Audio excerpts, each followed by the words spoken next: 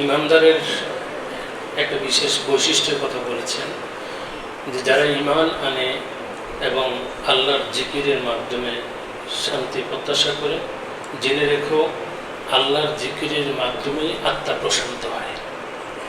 আমাদের বর্তমানে বস্তুগত যে জীবন, এই জীবনে আমরা প্রতিটি মানুষই সুখ তালাশ করি, শান্তি তালাশ করি, এবং এই শান্তি তালাশ করতে গিয়ে আমরা নানা দিকে ছুটছি।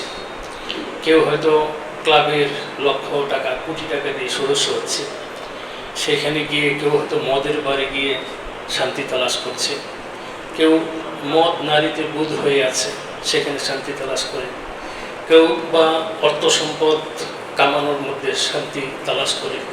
এমনি করে আমরা যদি বলি, এটা অনেক দীর্ঘ হবে যে আমরা শান্তির অন্বেষণে অনেক কিছুই করছি। আমি যেদিকে শান্তি খুঁজছি, আপনি হয়তো সেদিকে খুঁজছেন না, উনি যেখানে খুঁজছে আরেকজন হয়তো সেদিকে খুঁজছে না, কিন্তু সবাই আমরা কিন্তু শান্তির অন্বেষণে ছুটছি। আল্লাহ রাব্বুল আলামিন বলেছেন যে বান্দারে, তোমাদের যে আত্মার প্রশান্তি, শান্তিটা এটা আসবে আলা বিযিকরিল্লাহি তাতমাইন্নুল কুলুব। তোমরা জেনে রেখো আল্লাহর জিকিরের মাধ্যমে শান্তি পাওয়া যায়, আর কোথাও শান্তি পাওয়া যায় না। এখন আল্লাহর জিকির বলতে আমরা অনেক সময় খুবই সীমিত করে ফেলি কথাটাকে, যেমন সুবহানাল্লাহ, আলহামদুলিল্লাহ, লা ইলাহা ইল্লাল্লাহ, আল্লাহু আকবার, এই জাতীয় তসবিহগুলি পড়াটাকে আমরা সাধারণত জিকির মনে করি। কিন্তু জিকির কিন্তু শুধু এইগুলি যে জিকির তা কিন্তু নয়। কোরআন আমাদেরকে কিন্তু বলেছে, কোরআনের মধ্যে অসংখ্য জায়গায় জিকির কথাটা আসছে। এই যে জিকির কথাটা আসছে, এটা এক এক জায়গায় এক এক অর্থ বোঝানোর জন্য। তো মৌলিক 5টা ভাগ, আমরা যেমন পার্টস অফ স্পিচ পড়ি গ্রামারে, পার্টস অফ স্পিচে আমরা যে গ্রামার পড়ি, গ্রামারের মধ্যে দেখা যায় আমাদের যত কথা আছে, যত শব্দ আছে, প্রতিটি শব্দ কোনো না কোনো পার্টস অফ স্পিচের অন্তর্ভুক্ত, ঠিক কিনা? এইভাবে তো আল্লাহ রাব্বুল আলামিন কোরআনুল কারীমের মধ্যে জিকির বলতে 5টা ক্যাটাগরিতে বোঝানো হয়েছে। যেমন এর প্রথম হলো ইন্না নাহনু নাযালনা যিকরা ওয়া ইন্না লাহু লাহাফিজুন। আপনারা সবাই এটা জানেন এটার অর্থটা, যে নিশ্চয়ই আমরা বঙ্গ অনুবাদ কি করি, নিশ্চয়ই আমরা এই কোরআন নাজিল করেছি এবং এর সংরক্ষণকারী আমরা, এটা বলছে না? কিন্তু এখানে কি কোরআন কথাটা আছে? নাই। ইন্না নাহনু নাযালনা যিকরা, আমি জিকির নাজিল করেছি। কথাটাকে বুঝে গেছেন? ক্লিয়ার একদম। মানে আমাদের যখন অনুবাদ করি, তখন অনুবাদের মধ্যে আমরা বলি নিশ্চয়ই কোরআন আমরা নাজিল করেছি এবং এই কোরআনের সংরক্ষণকারীও আমরা, এই কথাটা বোঝায়।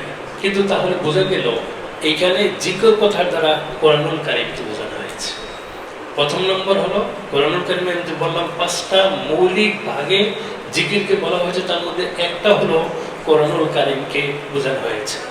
আপনারা দেখবেন যে যখন আপনার আত্মাটা একটু অশান্ত হবে, অস্থির হয়ে যায়, কখনো কখনো হয় না, হতে পারে, এই আস্থা যে অশান্তিতে ভরে যায়, আপনি অজু করে কোরআন তেলাওয়াত করতে শুরু করেন, নিশ্চয়ই জেনে রাখবেন আপনার কানেকশনটা যদি মজবুত হয়, মুহূর্তের মধ্যেই আপনার হৃদয় থেকে সকল অশান্তিগুলো দূর হয়ে যাবে।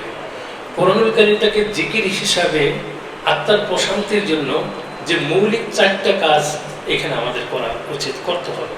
তার মধ্যে একটা হলো কোরআনটাকে সহিভাবে তেলাওয়াত করতে জানা। 2 নম্বর হলো কোরআনের যা আমি তেলাওয়াত করছি তার অর্থগুলো বোঝা।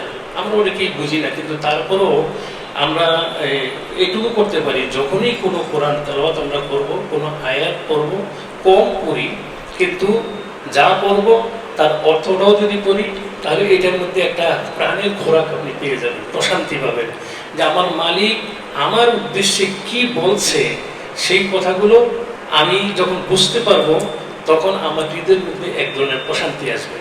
3 নম্বর যে কথাটা হলো, সেটা হলো কোরআনটাকে আমাদের চরিত্রে সেট করা, তাখাল্লাকু বি আখলাকিল্লাহ, আল্লাহর চরিত্রে চরিত্রবান হয়ে যাওয়া, আর সেই চরিত্রটাই হলো কোরআনিক চরিত্র। আর 4র্থ নম্বর যেটা, সেটা হচ্ছে কোরআনের কথাগুলো আমি যতটুকু জানি, আমরা এখানে যারা আছি, আমরা কিন্তু কোরআনের কথা আলহামদুলিল্লাহ জানি। অনেক বেশি বিদগ্ধ পণ্ডিত না হতে পারি, কিন্তু এইখানে আমরা যারা বসছি, দিনের প্রতি আমাদের যত অনুরাগ আছে, আমরা একটু যেখানে পড়াশোনা করি, আমরা দিনই কথাগুলি শুনি, আমরা কিন্তু এই কোরআনুল কারিমের এই কথাগুলো কিছু না কিছু জানি। আমি যতটুকু জানি ততটুকুই অন্যের কাছে পৌঁছে দেওয়াটা এটাও আমাদের দায়িত্বের মধ্যে পড়ে। তাহলে আমরা কয়টা বিষয় বুঝলাম? যে প্রথম নম্বর, কোরআনটাকে ভালোভাবে, শুদ্ধভাবে, সহিভাবে তেলাওয়াত করতে জানা। দ্বিতীয় নম্বর হলো কোরআনের অর্থগুলো বোঝার চেষ্টা করা। এরপরে কোরআন থেকে আমি যে শিক্ষাটা লাভ করলাম সেটা আমার চরিত্রের মধ্যে সেট করা, এবং এই যা আমি জানলাম তা আমি নিজের মধ্যে সীমাবদ্ধ না রেখে এটা আমার পাশে প্রতিক্ষণ আছে অন্যের মাঝে ছড়িয়ে দেওয়া, বিলিয়ে দেওয়া। এটা হলো আমাদের দায়িত্ব। আমি গত 2 বছর আগে হয়তো এইচএসসি পরীক্ষা যখন চলছে, তখন আমাদের এখানে একজন মানে দাওয়াতটা কীভাবে দিতে হয়, আমি তো প্রিন্সিপাল, আমার এখানে যখন কেউ যায় আমি ঘুরিয়ে ফিরিয়ে আমার মজলিসের মূল কথা হবে কোরআন এবং হাদিসের কথা। কারণ দেখবেন একজন দুনিয়াদার মানুষ কথা বলতে গিয়ে বলবে ওনার কয়টা বিল্ডিং আছে, মেয়েটা জামাই কি করে, ছেলেগুলো কোন কোন বড় জায়গায় প্রতিষ্ঠিত হয়েছে, ঢাকার বাইরে কতটুকু জায়গা আছে ইত্যাদি বৈষয়িক কথাগুলি বলে। দেখুন একজন মানুষের সাথে কথা বলতে গেলে বৈষয়িক চিন্তা চেতনা দিয়ে যে নিজেকে সম্মানিত করতে চায়, সে কিন্তু দেখবেন বৈষয়িক কথাগুলোকে ঘুরিয়ে ফিরিয়ে নিয়ে আসবে। আজকে যেমন একজন আসছে আমাকে বলছে, আমার একজন গার্ডিয়ান আসছে, তো উনি তো যেহেতু নাই, বলতে কোনো দ্বিধা নাই, একটা জায়গায় যাওয়ার কথা বলছে, স্যার ওইখানে যেতে ইচ্ছা করে না, শখের গাড়ি তো, গাড়িতে যদি আবার লেগে যায়। আমি মনে মনে হাসলাম, মানে ওনার যে একটা গাড়ি আছে এই কথাটা আমাকে জানান দেওয়ার জন্যই উনি এই কথাটা বললেন। তো ঘুরিয়ে ফিরে এই কথাটা বলা দরকার ছিল না তো, মানে এমন জায়গায় যাওয়ার কথা যে জায়গায় যেতে উনি স্বাচ্ছন্দ্য বোধ করেন না। কারণ শখের গাড়িতে যদি একটু স্পেস লেগে যায় তাহলে তার মধ্যে কিছু কলিজার মধ্যে লেগে যাবে। আমি যখন বুঝে নিই যে ওনার একটা গাড়ি আছে, উনি গাড়ি মেনটেন করেন। আমাদের এই হলো বাস্তব অবস্থাটা, তাই না? যেহেতু লোকটার নাম বলিনি, চিনেন না, তাইলে এটা গিবত হবে না, এটা গিবত হলো না। সে যাই হোক, আমাদের যখন কথা আসবে, আপনার ভিতরে যখন দ্বীনি চেতনা থাকবে, তখন আপনার মজলিসের যেই মজলিসে আল্লাহ এবং তার রাসূলের কথা বলা হয় না, ওইটা হলো সবচেয়ে নিকৃষ্ট মজলিস। তো আমার এইচএসসি পরীক্ষা চলছে, তো একজন জয়েন্ট সেক্রেটারি দেখলাম মহিলা, একদম মোটামুটি হিজাব করে আসছে। তো প্রসঙ্গত কথা বলতে বলতে, কারণ আমার তো উদ্দেশ্য একটাই, কারণ ওনাকে বাউল হলে আমার একটা দাওয়াত ছিল, তো ওনার বাড়ি পটুয়াখালী। তো বললাম যে বাউলে তো আমার একটা দাওয়াত আছে। কিসের দাওয়াত? তাই বললাম ওয়াজের দাওয়াত। তো আপনি সেখানে কি করবেন আমাকে বলছে। আমি বলছি এটা আমার তো ওয়াজের দাওয়াত, সেখানে যাব। আপনি কি ওয়াজ করবেন? তখন তো আমাকে বলতে হয়েছে অন্যভাবে ঘুরিয়ে যে আপনাকে আমি যে ওয়াজ করব ওই ওয়াজ আমি ওইখানে করবো না। তখন আমি কোরআনুল কারীম থেকে শুধু বিজ্ঞানময় আয়াতগুলো একদম কিছুক্ষণ বললাম। উনি ইয়াটা ভুলে গেলেন, উনি ভিজিটটা ভুলে গেলেন। ভুলে যাওয়ার পরে আমি বললাম, হ্যাঁ বললাম তো উনি কোরআন পড়েন, টেক্সাস থেকে উনি পিএইচডি করেছেন। তো উনি বলছেন যে সত্যি যখন আমার মনটা অশান্ত হয়ে যেত, বাড়ির জন্য খারাপ লাগতো, তখন আমি কোরআন শরীফ পড়তাম আর আমার অন্তরটা ঠান্ডা হয়ে যেত। আলহামদুলিল্লাহ, কত সুন্দর কথা। তা আমি বলছি যে আপনি আরও ভালো লাগবে কোরআনের শুরু থেকে শেষ পর্যন্ত আমার মালিক আমাদের সম্পর্কে কি বলছে সেইটা যদি পড়েন। তখন উনি আমাকে বলছে যে হ্যাঁ, আপনার সাথে কথা দিলাম, আমি এখন থেকে কোরআনের অর্থটাও সুন্দরভাবে পড়বো। এই কথাটা বলার মূল উদ্দেশ্যটা ছিল যে ওনার সাথে আমি প্রসঙ্গত ওই কোরআনের ওইদিকেই গেলাম, এবং আমি ওনার কাছ থেকে একটা লেসন পেলাম। আমার বিশ্বাসটা আর মজবুতি হলো যে উনি নিজের থেকে বললেন, যখনই আমার মনটা অশান্ত হয়ে যায়, এই অশান্ত হৃদয়টাকে প্রশান্ত করার জন্য আমি কোরআন তেলাওয়াত করি। তাহলে এটা আমাদের একটা লেসন হলো সবার জন্য। কি বলেন লেসন এটা? যে যখন আমাদের মনটা অশান্ত হয়ে যাবে, তখন অশান্ত হৃদয়টাকে প্রশান্ত করার জন্য আমাদেরকে কোরআন তেলাওয়াত করতে হবে। আপনার সূরা ফাজরের শেষে ইয়া আইয়াতুহান নাফসুল মুতমাইন বলছে, হে প্রশান্ত আত্মা। কি বলছে? প্রশান্ত আত্মা। আচ্ছা, প্রশান্ত আত্মাটা যে উনি ডাক দিলেন, এটা কি কোনো পাপী বা অমুসলমানের জন্য ডাকটা ছিল? না, এটা কার জন্য ডাকটা? এই ডাকটা একজন প্রশান্ত আত্মা, একজন মুসলমান যে হৃদয়টা প্রশান্ত, অশান্ত নয়, এমন একজনকে ডাক দিয়ে এই কথাটা বলেছেন। তার মানে দাঁড়ালো মুসলমানের অন্তরটা হবে প্রশান্ত, সবসময় এখানের মধ্যে খুব উত্তাল ঢেউ থাকবে না, এখানে থাকবে একদম মানে শান্ত। সে যাই হোক, প্রথম নম্বর কথা হলো জিকির দ্বারা বোঝানো হলো কোরআন কি। তারপরেরটা হলো ফাযাক্কির বিল কোরআন মান ইয়াখাফু ওয়াঈদ, যে তুমি কোরআন দিয়ে উপদেশ দাও যার হৃদয়ে কোরআনের ভয় আছে, সেইখান থেকে গ্রহণ করবে, শিক্ষা গ্রহণ করবে। ফাযাক্কির বিল কোরআন মান ইয়াখাফু ওয়াঈদ, সূরা কাফের সর্বশেষ আয়াত এটা বলা হয়েছে। নবী সাল্লাল্লাহু আলাইহি ওয়াসাল্লাম বলেছেন ফাযাক্কির ইন্নামা আনতা মুযাক্কির, আপনি উপদেশ দিতে থাকুন, কারণ উপদেশ দানকারী আপনি, আপনাকে উপদেশ দানকারী পাঠানো হয়েছে, অন্য কোনো উদ্দেশ্যে আপনাকে পাঠানো হয়নি।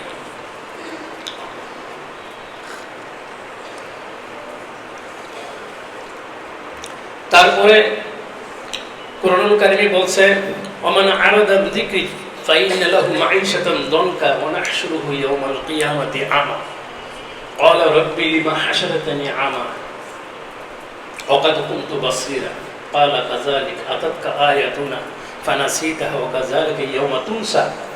আল্লাহ রাব্বুল আলামিন বলছেন যারা নাকি ওমান আরাদা বিযিকরি ফাইন্না লাহু মাঈশাতান দনকা, এখানে জিকর দ্বারা বোঝানো হয়েছে বিধান। আল্লাহ বলছেন যারা নাকি আমার বিধান থেকে দূরে সরে যাবে আমি তাদের জীবনটাকে সংকুচিত করে দেব। এই পর্যন্ত দেখবেন যে অনেক বড় লোক আত্মহত্যা করছে, অনেক কিছু আছে কিন্তু আত্মহত্যা করছে। কেন? এগুলো অনেক নাম বলা যায়, নাম না বলা ভালো। তো কেন আত্মহত্যা করছে? কারণ হৃদয়ের মধ্যে যে প্রশান্তিটা থাকা দরকার সেই প্রশান্তিটা নাই। আল্লাহর দ্বীন বা বিধান মোতাবেক চললে একজন মানুষ যেন আল্লাহ রাব্বুল আলামিনের জিকিরে 24টি ঘন্টা রত থাকলো, 24টি ঘন্টা যদি একজন মানুষ আল্লাহর জিকিরে ব্যস্ত থাকে তখন আল্লাহ রাব্বুল আলামিন তার আত্মাটাকে প্রশান্ত করে দেয়। এরপরে আছে আল্লাহর কোরআন দ্বারা জিকির দ্বারা বোঝানো হচ্ছে স্মরণ, আল্লাহর স্মরণ। কিরকম? ফাজকুরুনি আযকুরুকুম, তোমরা আমাকে স্মরণ করো আমিও তোমাদেরকে স্মরণ করব। তাহলে জিকিরের আরেকটা অর্থ স্মরণ করা। তারপরে জিকিরের আরেকটা অর্থ আছে ইয়া আইয়ুহাল্লাযীনা আমানু ইযা নুদিয়া লিস-সালাতি মিন ইয়াউমিল জুমুআহ ফাসআউ ইলা যিকরিল্লাহ। এইখানে জিকির দ্বারা বোঝানো হয়েছে নামাজ। জিকির দ্বারা কি বোঝানো হয়েছে? নামাজ। নবী সাল্লাল্লাহু আলাইহি ওয়াসাল্লাম বলেছেন জিকির, নামাজ হলো আমার আত্মার প্রশান্তি, নামাজটা হলো আত্মার প্রশান্তি। যখনই নবী সাল্লাল্লাহু আলাইহি ওয়াসাল্লামের শিক্ষা, যখনই কোনো কষ্ট, বিপদ, মুসিবত আমাদেরকে ঘিরে ধরবে তখনই আমাদের দায়িত্ব হলো ওযু করে নামাজে দাঁড়িয়ে যাওয়া। ওযু করে যদি নামাজে দাঁড়িয়ে যাওয়া হয় তখন আল্লাহর সাথে একটা কি হয়? কানেক্টিভিটি তৈরি হয়। এই কানেক্টিভিটিটা বান্দাকে যত কষ্ট, বিপদ, আপদ, মুসিবত আছে সেখান থেকে সরিয়ে প্রশান্তির একটা জায়গার মধ্যে নিয়ে যায়। কানেকশনটা কিন্তু মজবুত হতে হবে। আল্লাহ রাব্বুল আলামিন বলছেন ওমা কানা লিবাশারিন আন ইউকাল্লিমাল্লাহু ইল্লা ওয়াহিয়ান আও মিন ওয়ারাই হিজাব আও ইউরসিলা রাসূলা।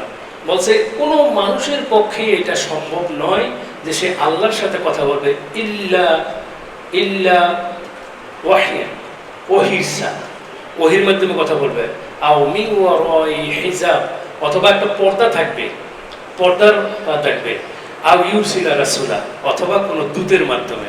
তার মানে সরাসরি আল্লাহর সাথে কথা বলার মতো আর কোনো মাধ্যম নেই। তাহলে আমরা একটা পর্দার আড়াল থেকেই কথা বলছি। পর্দা আল্লাহকে, আল্লাহ রাব্বুল আলামিনকে আমরা দেখছি না, কিন্তু আল্লাহ রাব্বুল আলামিন তো আমাদেরকে দেখতে পাচ্ছেন। কি বলেন? তো সেই অবস্থার মধ্যে এখন মৌলিক কথা যেটা, যে যখনই আমাদের অন্তরটা অশান্ত হবে তখনই আমাদেরকে এই নামাজ, এই যে জিকিরের কথা বললাম, কোনো না কোনোভাবে আল্লাহর স্মরণে লেগে যেতে হবে। তাহলে আল্লাহ রাব্বুল আলামিন আমাদের আত্মাটাকে প্রশান্ত করবে। এখন আমাদের পার্থিব জীবনে অনেক আমরা তাসবিহ তাহলিল করি, জিকির করি, তার মধ্যে 6টা, যারা নাকি সলফে সালেহীন যারা আছেন তারা বলছেন 6টা তাসবিহ সমস্ত তাসবিহগুলোকে কভার করে। বুঝতে পারছেন? তার মধ্যে একটা হলো দুরূদ। একটা হলো দরুদ শরীফ পড়া। দরুদ শরীফ পড়ার ফজিলত আপনারা শুনেছেন, আপনারা জানেন। আমি আবার একটু রিপিট করি, দরুদ শরীফের ব্যাপারে বলা হচ্ছে যে নাকি দরুদ শরীফ পড়বে আল্লাহ রাব্বুল আলামিন তাকে 10টা রহমত নাজিল করবেন, 10টা মর্যাদা বৃদ্ধি করবেন এবং 10টা গুনাহ মাফ করবেন। একবার ছোট ছোট তাসবিহ সাল্লাল্লাহু আলাইহি ওয়াসাল্লাম, এটা দরুদ হবে না? হবে। এরকম করে ছোট ছোট দরুদ আমরা যে জীবনে সময়ের মধ্যে যদি আমাদের রেকর্ডটা ছেড়ে দেওয়া হয়, আপনি আপনাদের কথা বাদে আমি নিজের কথা যদি চিন্তা করি, তাহলে কত কথা যে আমরা বলি, কত মানে তাৎপর্যহীন কথা যে বলি, অযথা কথা বলি। সেই জায়গায় যদি আমরা জিকিরটা করি, আমরা হয়তো কি বলে দরুদ পড়ি, তাহলে আল্লাহ রাব্বুল আলামিন প্রত্যেকটা দরুদের বিপরীতে কি করবেন? 10টা রহমত নাজিল করবেন, 10টা মর্যাদা বৃদ্ধি করবেন, 10টা গুনাহকে মাফ করবেন। কথা বুঝতে পারছেন? উবাই ইবনে কাব রাদিয়াল্লাহু আনহু বলছেন, তিনি নবী সাল্লাল্লাহু আলাইহি ওয়াসাল্লামকে বলেছেন, ইয়া রাসূলুল্লাহ সাল্লাল্লাহু আলাইহি ওয়াসাল্লাম, আমি আমার নামাজে কতটুকু দরুদ পড়ব? নামাজে না, মানে দোয়ায়, আমি আমার দোয়ায় কতটুকু দরুদ পড়ব? নবী সাল্লাল্লাহু আলাইহি ওয়াসাল্লাম, তোমার যতটুকু ইচ্ছা। বলল, আমি 1/3 পড়ব। বলছে, তা পড়ো, কিন্তু যদি একটু বেশি পড়ো তাহলে আরো ভালো। তাই বললো, ইয়া রাসূলুল্লাহ, তাইলে আমি অর্ধেক পড়বো, অর্ধেক আমি শুধু দরুদ পড়বো। বলছে, তা ভালো, কিন্তু এর চেয়ে যদি বেশি পড়ো সেটা তোমার জন্য আর ভালো। এরপর বলছে, তাহলে আমি 2/3 আমি আমার দোয়ার মধ্যে আমি দরুদ পড়বো। তখন তা পড়ো, ওই একই কথা, যদি আরো পড়ো তাহলে ভালো। বলছে, ইয়া রাসূলুল্লাহ, আমি আমার দোয়ায় পুরো সবটুকুই, দোয়ার সবটুকুই আমি দরুদ পড়বো। নবী সাল্লাল্লাহু আলাইহি ওয়াসাল্লাম বললেন, এটা তোমার জন্য যথেষ্ট হয়ে যাবে, এটা তোমার জন্য যথেষ্ট হয়ে যাবে। যথেষ্ট কেন? ওই যে মর্যাদা বৃদ্ধি, কে না চায় মর্যাদা বৃদ্ধি? কে না চায় গুনাহটা মাফ হোক? কে না চায় আল্লাহর রহমতের দৃষ্টি তার প্রতি পড়ুক? এটা তো আমরা সবাই চাই, তাই না? এখন আমাদেরকে বলা হয়েছে কি? দরুদ পড়তে। আমাদেরকে বলা হয়েছে দরুদ পড়তে। আমরা পড়ছি কি? আমরা কি পড়ছি? দরুদের একটা পরিভাষাই তো, আমরা পড়ছি মিলাদ। আল্লাহ রাব্বুল আলামিন বলছে দরুদ পড়তে, কিন্তু আমরা পড়ছি মিলাদ। এখানে অনেকে আমার কথা শুনছেন। আজকে আমার কাছে মনে হয়েছে যে বেদনা থেকে বলি যে বিদআত, সুন্নতের বিপরীত হলো বিদআত। সুন্নতের বিপরীতটা হলো বিদআত, যেটা সুন্নত নয় সেটা হলো বিদআত। আমি পরিভাষাটা যদি এইভাবে বলি, ইবাদতের জগতে সব হলো বিদআত, এক্সেপ্ট যেটার দলিল আছে সেটা হলো সুন্নাত। আর হালাল হারামের জগতে সব হালাল, এক্সেপ্ট যেটাকে হারাম করা হয়েছে। যেটাকে হারাম করা হয়েছে তার মানে হালালের সংখ্যাটা অনেক বেশি, বিদআতের সংখ্যাটা অনেক বেশি। এটা নিয়ে আমাদের অনেক কথা হয়। অনেক বড় বড় আলেম, ফেসবুক ইউটিউব না থাকলে এটা বুঝতে পারতাম না। ইসলামিক ফাউন্ডেশনের একজন ডিরেক্টর ছিলেন, উনি বললেন এই বিদআত তো ভালো জিনিস, এই যে এসিটা বিদআত, তারপর লাইটটা বিদআত, ফ্যানটা বিদআত, মাইকটা বিদআত, কোরআনটা বিদআত, মাদ্রাসাটা বিদআত, এইভাবে বলতেছে। আমি শুনছি আর অবাক হচ্ছি। এখন আমাদেরকে এই জিনিসটা জানা দরকার না? দরকার আছে। খুব সহজে আমি বলবো, এই কথাটা আমি খুব সহজে বলবো, আপনারা সহজেই বুঝবেন, এখানে বুঝতে কোনো কঠিন হবে না। যেটা একটা সুন্নত অথবা বিদআত। যেমন প্রত্যেকটা সামনের দিকে এগিয়ে যাওয়ার জন্য আমাদের পথ থাকে, যেমন সড়ক পথ। সড়ক পথ আছে না? এই যে রাস্তা। এরপর রেলপথ আছে, রেলপথ তো দেখা যায়। আকাশপথ কি আছে? আকাশপথ যদি নাই, আকাশপথ কি নাই? আছে। আমরা কথা বললাম, আমি একটু সাহস পাই আর কি। আকাশপথও আছে, কিন্তু আকাশের পথটা কি দেখা যায়? না। আকাশের একটা পথ করা হয়েছে। এখন সেই আকাশের পথটা যদি কোনো পাইলট যদি একটু আকাশ পথটা থেকে যেভাবে রোড ম্যাপটা করা হয়েছে, সেই রোড ম্যাপটা যদি ফলো করতে না পারে, তাহলে এই বিমানটা আকাশেই হারিয়ে যাবে। হারিয়ে যাবে কিনা? যাবে। এরপরে এই যে 70% পানি, এই যে মহাসমুদ্র, সেখানে একটা জলপথ আছে, কিন্তু রাস্তা কি দেখা যায়? পানির মধ্যে রাস্তা দেখা যায় না, কিন্তু সেখানে একটা জলপথ আছে। এই জলপথ ম্যাপ দেখেই যদি সে সামনে আগায়, তাহলে সে সরাসরি যেইখানে যেতে চায় সেখানে যেতে পারবে। আর যদি সে ম্যাপটাকে ফলো না করে তাহলে কোথায় যাবে? হারিয়ে যাবে, সমুদ্রের মধ্যে সে হারিয়ে যাবে, তাকে আর খুঁজে পাওয়া যাবে না। কথাটা কি ঠিক বুঝে গেছে?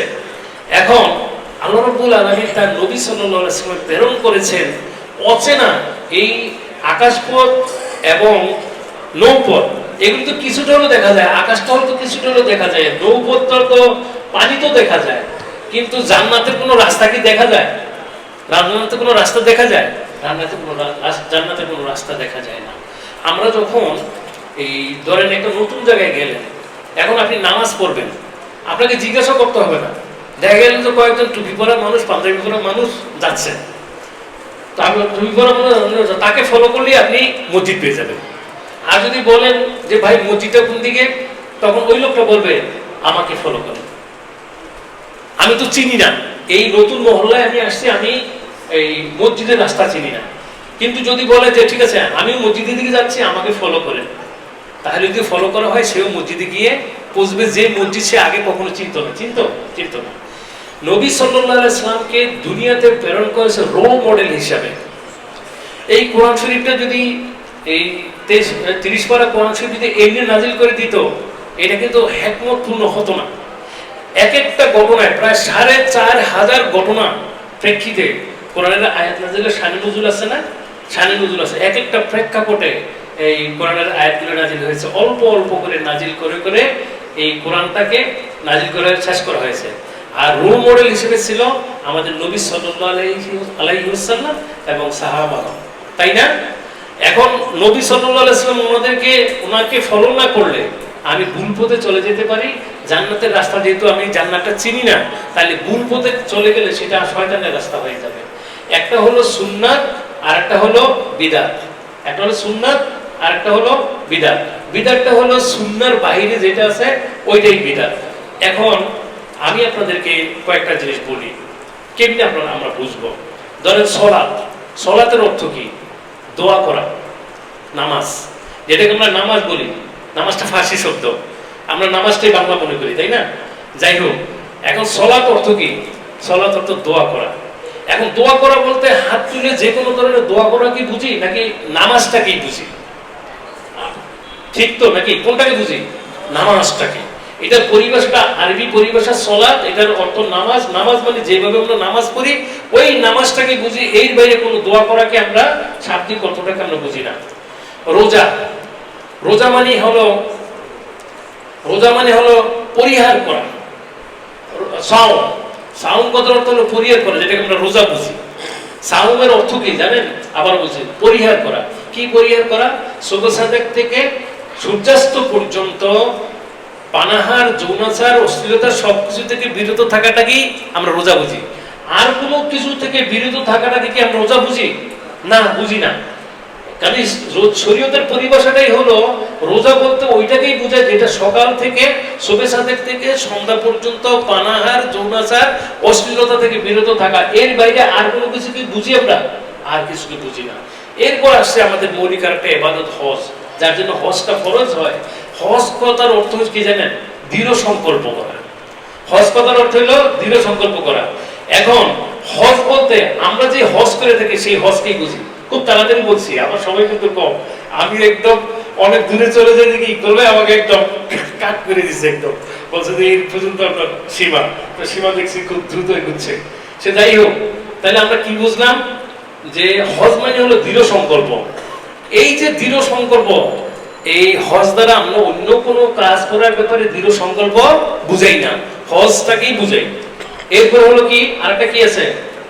হ্যাঁ, যাকাত। যাকাত অর্থ হলো বৃদ্ধি পাওয়া। যাকাত অর্থ হলো বৃদ্ধি পাওয়া। একটা বছর পর্যন্ত কেউ যদি সাহেবী নিসাব হয়, যাকাত দেওয়ার উপযোগী তার যদি সম্পদ থাকে, তাহলে 2.5% তাকে যাকাত দিতে হবে।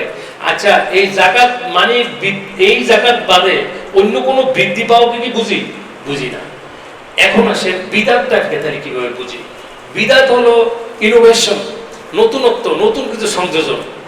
এবং এই সংযোজনটার মধ্যে বুঝি যে শুধুমাত্র দিনের মধ্যে সংযোজন। কিসের মধ্যে? দিনের মধ্যে। দুইটা বিষয়। একটা হলো এইটা কিন্তু খুব জরুরি, মানে সুন্নত এবং বিদআতের বিষয়টা এত গুরুত্বপূর্ণ যে কাল কিয়ামতের দিন নবী সাল্লাল্লাহু আলাইহি ওয়াসাল্লাম হাউজে কাউসারের পানি পান করাতে থাকবেন। একদল উম্মত তার দিকে আসবে হাউজে কাউসারের পানি পান করার জন্য, নবী সাল্লাল্লাহু আলাইহি সাল্লামও তাদেরকে হাউজে কাউসারের পানি পান করাবে। ঠিক সেই মুহূর্তে একটা পর্দা পড়ে যাবে। নবী সাল্লাল্লাহু আলাইহি সাল্লাম জিজ্ঞাসা করবেন, এটা কি হলো? এরা তো আমার উম্মত, এরা তো হাউজে কাউসারের পানির জন্য এসেছিল। আল্লাহ রাব্বুল আলামিনের পক্ষ থেকে তখন আওয়াজ আসবে যে না, এরা তুমি যে দিনকে রেখে গিয়েছিলে, যে ধর্মটাকে যে অবস্থা রেখে গিয়েছিলে সেটাকে মানে টুকরো টুকরো করেছে, সেখানে পরিবর্তন করে অসনা একটা ধর্মে পরিণত করেছে। তখন নবী সাল্লাল্লাহু আলাইহি ওয়াসাল্লাম হাদিসের ভাষা হলো সুহকান লিমান গায়্যারা মিন বা'দি, যে যারা নাকি আমার পরে দিনকে বিকৃত করেছো তারা দূর হয়ে যাও। কঠিন কথা না? আমি নিজে বলছি আমি আশিক রাসূল, কিন্তু কাল কিয়ামতের দিনে নবী সাল্লাল্লাহু আলাইহি ওয়াসাল্লাম বলবেন সুহকান দূর হয়ে যাও। আমি বললাম আমি অমুকের প্রেমিক, অমুকে আমাকে জুতা নিয়ে আসছে যে আমাকে জুতায় লম্বা করে ফেলো, এটা কি প্রেম হইলো নাকি? প্রেম হইলো না। আমি বলছি আমি আশিকের রাসূল, কিন্তু নবী সাল্লাল্লাহু আলাইহি ওয়াসাল্লাম আমাকে তাড়িয়ে দিবে। এর চেয়ে বড় দুর্ভাগ্য কি আর কিছু হতে পারে? এর চেয়ে আর দুর্ভাগ্য কিছু হতে পারে না। এখন একটা হলো লিদ্দিন, একটা হলো ফিদ্দিন। একটা হলো পার্থিব কোনো বিষয়ের সাথে বিদআত সম্পর্কিত নয়, পার্থিব কোনো বিষয়ের সাথে বিদআত সম্পর্কিত নয়। এটা হলো এক নম্বর কথা। দুই নম্বর কথা হলো একটা হলো লিদ্দিন, দিনের জন্য, আর একটা হলো ফিদ্দিন, একটা হলো দিনের মধ্যে। যেমন ধরেন এই যে এই মাইকটা যে এখন বলছি, এটা অ্যামপ্লিফাই করার জন্য। মাইকটা একটা কথাটাকে, সাউন্ডটাকে সবার কানের জন্য পৌঁছে যায়, সেই জন্য করা হয়েছে। আচ্ছা, নবী সাল্লাল্লাহু আলাইহি ওয়াসাল্লামের সময় কি মাইক ছিল না? তাহলে এটা নতুন না? এটা নতুন, কিন্তু এটা কি ইবাদত? খুব ভালো করে বুঝবেন। আজকাল কিচ্ছু বোঝার দরকার নেই, শুধু এটুকুই আমরা ভালো করে বুঝবো। আর এটা কি ইবাদত? না, এটা হলো আমার সাউন্ডটাকে বড় করে দেওয়ার জন্য। আচ্ছা, নবী সাল্লাল্লাহু আলাইহি ওয়াসাল্লাম বিমান ছিল? আমরা যে হজে যাই বিমান ছিল না। আচ্ছা, বিমানে যাওয়াটা কি ইবাদত? না। আচ্ছা, এই যে এসিটা লাগাইছে, এই যে যারা এই যে সুন্দর করে এমন ভাবে বলে, সাধারণ মানুষরা তাদের ফাঁদে পড়ে যায়। তো কথা তো ঠিক, বিদআত মানে হলো নতুনত্ব। আর নতুনত্ব তখন বলে, একজনে বলতেছে যে বিদআত মানে যশনে জুলুস যে বিদআত, এটা একটা দলিল দাও। আমি এগুলো হাসার কথা। আপনাকে জিজ্ঞাসা করলাম, ভাই এই বাড়িটার মালিক কি আপনি? আপনি বললেন না, এই বাড়ির মালিক আমি না। আপনি যে মালিকটা দলিল দেন। হইল বাড়ির মালিক কি আপনি? বলেন না, আমি বাড়ির মালিক না। তো আপনি যদি বাড়ির মালিক না হন তাহলে তার দলিল দেন। হইল কথাটা? হইল না। দলিল হবে সুন্নতের। বলছে এই জগতে যা আছে সব বিদআত, এক্সেপ্ট যেগুলি নবী সাল্লাল্লাহু আলাইহি ওয়াসাল্লাম বলেছেন, করেছেন অথবা সমর্থন করেছেন। এইগুলো সহিহ হাদিস দ্বারা যেগুলো স্বীকৃত, সেগুলোই হলো সুন্নত। এর বাইরে আর কোনো সুন্নত থাকতে পারে না। আমাদের দেশে যেমন দেখেন, বহুল আলোচিত, গতকালকেই তো যশোরে জুলুস হয়ে গেল, তাই না? দেখেন, এগুলো কিন্তু মহব্বত থেকেই করছে। আপনি কি বলেন, মহব্বত নাই এদের মধ্যে? মহব্বত আছে, কিন্তু দেখেন টাকনুর নিচে কাপড় পরে, 5 ওয়াক্ত নামাজ পড়ে না, ক্লিন শেভ করে, সুন্নতের ধারে কাছে নাই। তারপরে হলো কি আমি আশিকে রাসূল। তাহলে এটা একটা প্রেম আছে। শয়তান দুইভাবে শয়তান না, আমরাও দুইভাবে প্রভাবিত এবং প্রতারিত হই। একটা হলো অনুরাগে, আর একটা হলো বিরাগে। বেশি ভালোবাসার কারণে আমরা নিজেদের জন্য পক্ষপাতিত্ব করি, আবার যদি বেশি বিরোধিতার কারণে আমরা বিরোধিতা করি। এখন যদি একটা দলকে যদি আরেকটা দলের বিরুদ্ধে কথা বলতে দেন, কোনো ভালো কিছু দেখবে? ভালো কিছুই দেখবে না। তার মানে অনুরাগ এবং বিরাগের মাধ্যমে হয়। এই যে বিদআতগুলি করছে, এটা কিন্তু বিদআত জেনে করছে না। আমার নবীর শানে আমি একটু মিছিল করব, যশনে জুলুস করব, সমস্যাটা কি? সমস্যাটা হলো কি যে আল্লাহ রাব্বুল আলামিন এই যেটা করতে নিষেধ করেছেন, সাহাবাগণ যে কাজটা করেন নাই, সেই কাজটা আমাদের দ্বারা করা শোভনীয় নয়। আমাদের দেশে যশনে জুলুসের উৎপত্তি হয়েছে 1976 সালে। 1976 সালে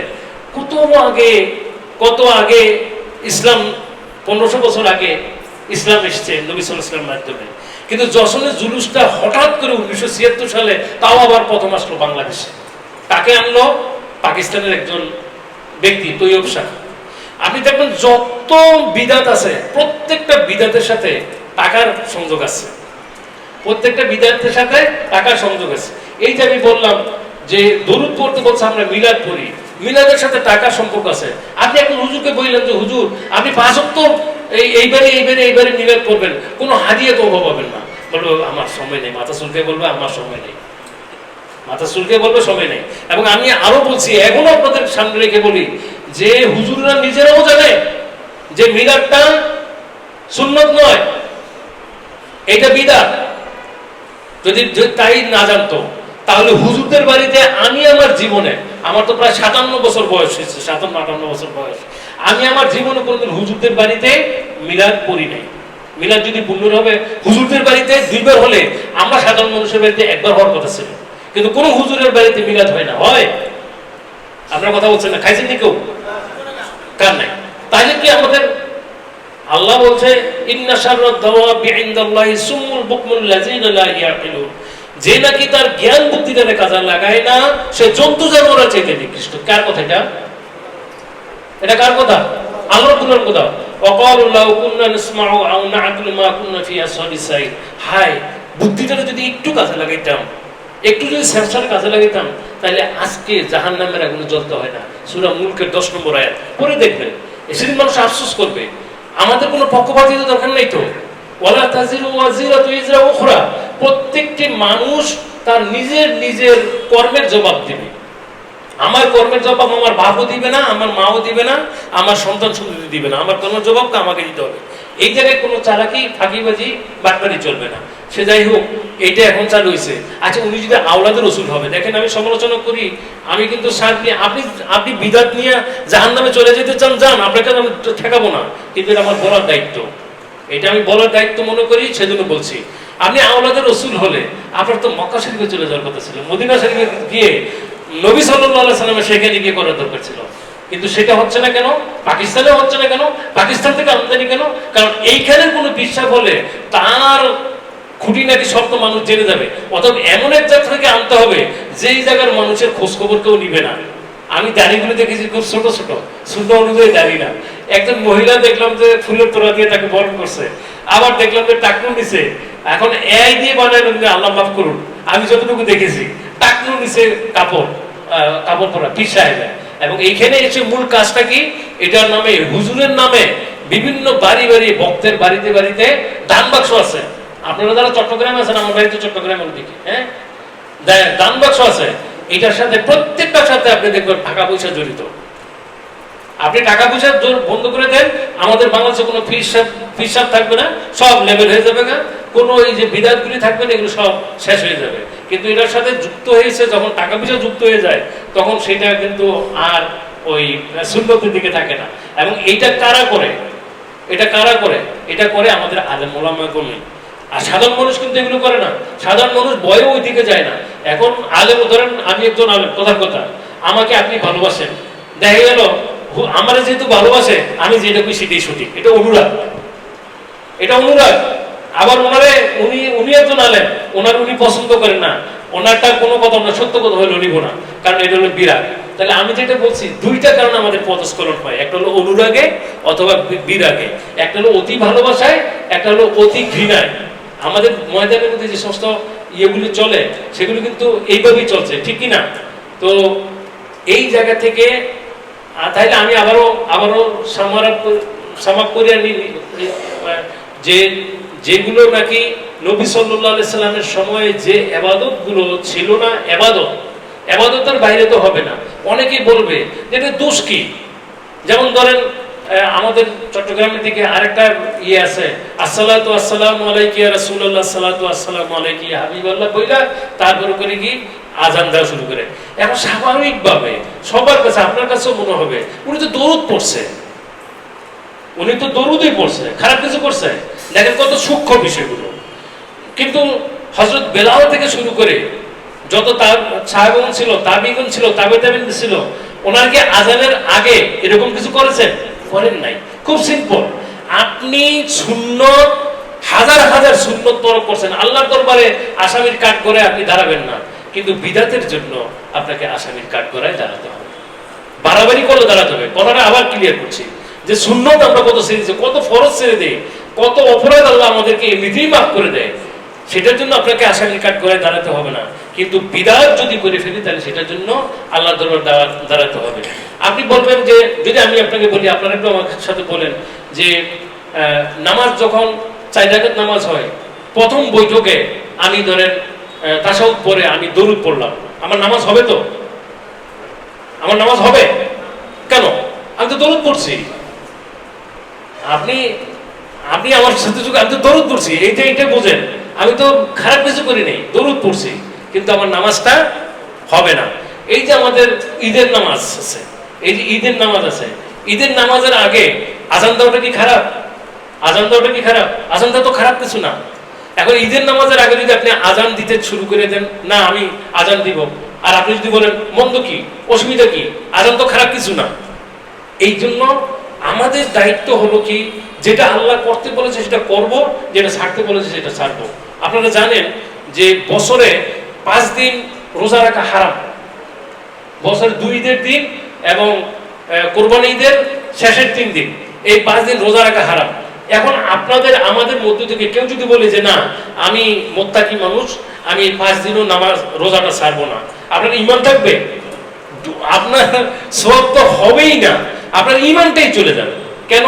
আল্লাহ নিষেধ করেছে এই 5 দিন, নবী সাল্লাল্লাহু আলাইহি ওয়াসাল্লাম নিষেধ করেছে এই 5 দিন রোজা রাখা যাবে না। এখন যদি আপনি রোজা রাখেন, আপনি যদি বলেন আমি তো ভালো কাজই করছি, রোজাই রাখছি, এই সমস্ত ভালো কাজ গ্রহণযোগ্য নয়। আচ্ছা, নবী সাল্লাল্লাহু আলাইহি ওয়াসাল্লামের সময় নবী সাল্লাল্লাহু আলাইহি ওয়াসাল্লামের সাহাবাগণ, তাবেঈন, তাবেঈন, ওনারা আল্লাহর রাসূলকে বেশি ভালোবাসতেন নাকি আমরা বেশি ভালোবাসি? সাহাবাগণ বেশি ভালোবাসতেন। তারা কি এগুলি করেছেন? করেন নাই। আপনার যে শাহজালালের দরগার মধ্যে এই যে ট্যাক্সি দিয়ে এত কেলেঙ্কারি হয়, এই ট্যাক্সি সিস্টেম কি মক্কা মদিনায় আছে? আচ্ছা, যে ছোট থেকে ছোট সাহাবা, বড় থেকে বড় অলির চেয়েও বড়, আবার বলছি ছোট থেকে ছোট সাহাবা, বড় থেকে বড় অলির চেয়েও বড়।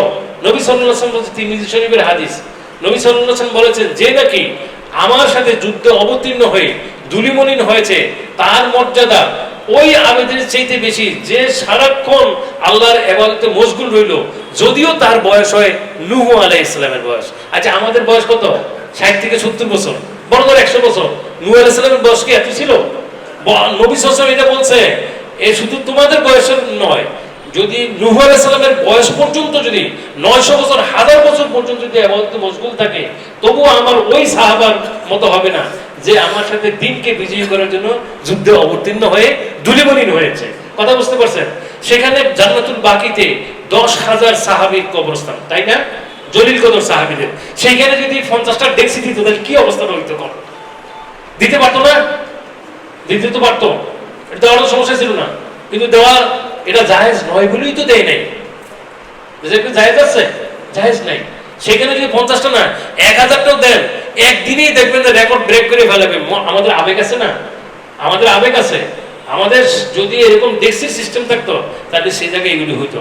তাহলে যত জায়গায়, আমি আবারও বলছি, যেই কথাটা বলছি, ইবাদতের শুরুতে যা নবী সাল্লাল্লাহু আলাইহি সাল্লামের সময় করা যেত কিন্তু করেন নাই, সেগুলি যতই ইবাদত আমাকে প্রলুব্ধ করুক না কেন, ইবাদত মনে করা হোক না কেন, ভালো কাজ মনে করা হোক না কেন, সেইগুলো থেকে সেগুলো করা যাবে না।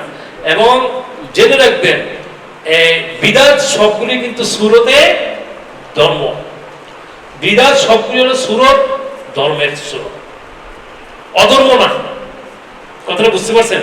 এখনই আমি শেষ করবো। মানে বিদআতটা হলো ধর্মের সুরত। এটাকে আপনার কেউ সাধারণ মানুষকে সহজেই এখানের মধ্যে বোকা বানানো যাবে, যে বেটা আজানের আগে আমি দরুদ পড়েছি, সমস্যা কি? সাধারণ মানুষ বলবে হ্যাঁ তাই তো, সমস্যা কি? দরুদ পড়তে তো বলছে। কিন্তু যেইখানে যা হয় নাই সেখানে তা লাগানো যাবে না। এই সহজ কথাটা যদি আমরা বুঝতে পারি, তাহলে আমরা সুন্নত এবং বিদআতটা, সুন্নত আমলগুলো করতে হবে দলিল দেখে দেখে। আর যেগুলির দলিল নাই সেগুলো নিয়ে কোনো বিতর্ক যাব না। সেগুলি পালন না করলে আমাদের কোনো দোষ হবে না, সেগুলো আমরা করব না। আমি যে জশ্নে জুলুসে আমি ছাত্র জীবনে একবার গেছি, গিয়ে দেখছি যে শুধু মুরিদ হচ্ছে। সত্য কথা, শুধু মুরিদ হচ্ছে। 3টা বেজে গেছে, নামাজের কোনো খবর নাই। মুরিদ হচ্ছে, টাকা পয়সা নিচ্ছে, অনেক একটা সবচেয়ে আলা ও আল্লাহ হামারা নবী গান গাইতেছে, ইয়ে করতেছে না। এই কিছুদিন আগে দেখলাম বিভিন্ন দরবার থেকে ডোল, দেখছেন আপনারা হয়তো দেখবেন, ডোল ফিটাইতেছে আর জশ্নে জুলুস করতেছে। কোথায় দোষটা, কোথায় ত্রুটিটা, সেটা তো আল্লাহ ভালো জানে। আল্লাহ মানুষের প্রকৃতি ভালো জানে নাকি আমরা ভালো জানি? আল্লাহ রাব্বুল আলামিন ভালো জানে। আল্লাহ রাব্বুল আলামিন ভালো জানে বলেই নবী সাল্লাল্লাহু আলাইহি সাল্লামের মাধ্যমে যে বিধান দিয়েছে ওইটাই পালনীয় বিধান। আর যদি ওইটা না হয় তাহলে এটা বর্জনীয় বিধান। আপনি ধরেন, সর্বশেষ এই কথাটা বলে শেষ করি, ধরেন আপনি এখানে শহরে থাকেন, আপনি অনেক বিত্তবান মানুষ, গ্রামের মধ্যে একটা বাড়ি সুন্দর করে পরিপূর্ণ করে আপনি বানাইছেন।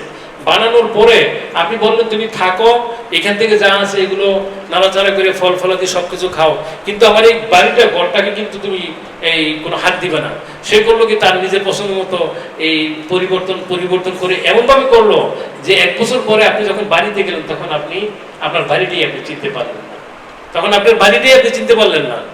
এবং বিদাত যারা করে তারা ধর্মটাকে এরকম, নবী সাল্লাল্লাহু আলাইহি ওয়াসাল্লাম যে ধর্ম দিয়েছে সেই ধর্মটাকে তারা বিকৃত করে ফেলেছে।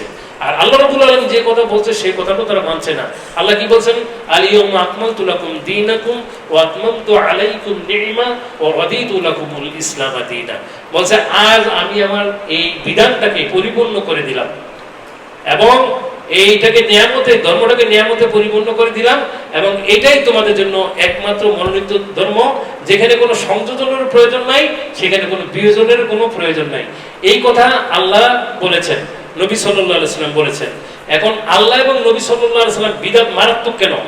যদি আল্লাহ এবং রাসূল সাল্লাল্লাহু আলাইহি ওয়াসাল্লাম বলেছেন, সেই কথার বাইরে নতুন কোনো কিছু সংযোজন করার অর্থ হলো আল্লাহ এবং তার রাসূল ধর্ম সম্পর্কে কম বুঝেছেন, আমি একটু বেশি বুঝি বলে আমি সংযোজন করে দিলাম। নাউজুবিল্লাহ। মারাত্মক না কথাটা? যে আল্লাহ কম বুঝছে, না যে আল্লাহ বাড়াই দিল না কেন? রাসূলও কম বুঝছে। যদি রাসূল কম না বুঝতো তাহলে আপনি বাড়াইলেন কেন? সামনে প্রধানমন্ত্রী হাঁটতেছে, আপনি সামনের দিকে মাতবরি করে হাঁটতে শুরু করে দিলে তো গোয়েন্দা যারা সিকিউরিটি যারা আছে তারা আপনাকে ধরে বুঝে শ্বশুর বাড়িতে নিবে, জেলখানায় ঢুকিয়ে দিবে, রিমান্ডে নিবে যে তুমি বেয়াদবি করতেছো কেন। করবে কি করবে না? করবে। তো বিদআত থেকে আল্লাহ যেন আমাদেরকে হেফাজত করে বাঁচিয়ে রাখে। আমাদের বুঝার জন্য যতটুকু আলোচনা করা হয়েছে অতটুকুই আমার মনে হয় যথেষ্ট হবে ইনশাআল্লাহ। আল্লাহ আমাদেরকে সুন্নত মোতাবেক আমল করার তৌফিক দান করুন, আর বিদআত থেকে আমাদেরকে পরহেজ রাখুন। ওয়া মা তৌফিক ইল্লা বিল্লাহ। আসসালামু আলাইকুম ওয়া রাহমাতুল্লাহ।